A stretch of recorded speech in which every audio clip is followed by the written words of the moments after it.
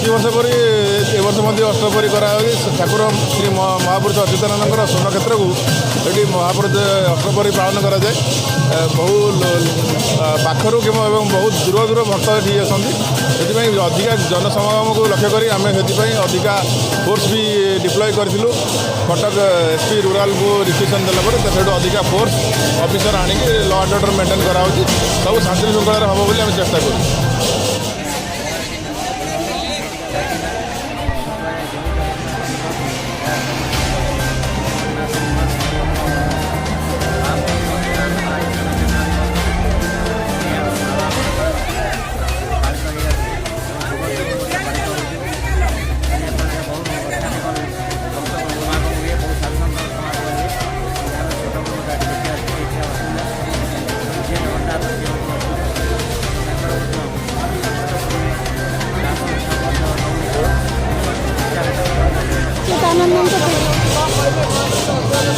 महापुरुष अच्युतानंद पीठ पंच महापुरुष भितर महापुरुष जड़े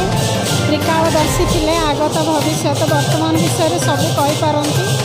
आम प्रतिवर्ष ये आसू जन्म एवं महाप्राण समय आ बहुत भल लगे भजन कीर्तन प्रसाद सेवन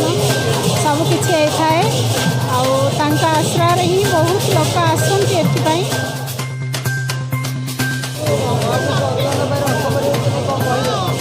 प्रथमतः भविष्यमालिकार रचयिता प्रभु परमहंस श्री श्री अच्युतानंद महाराज आज हूँ पवित्र जन्मदिवस से मु सारा विश्ववासी को मो तरफ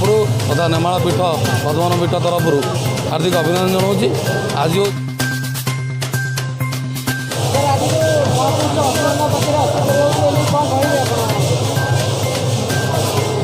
आज हूँ महापुरुष अच्युतानंद स्वर्णक्षेत्र दिवस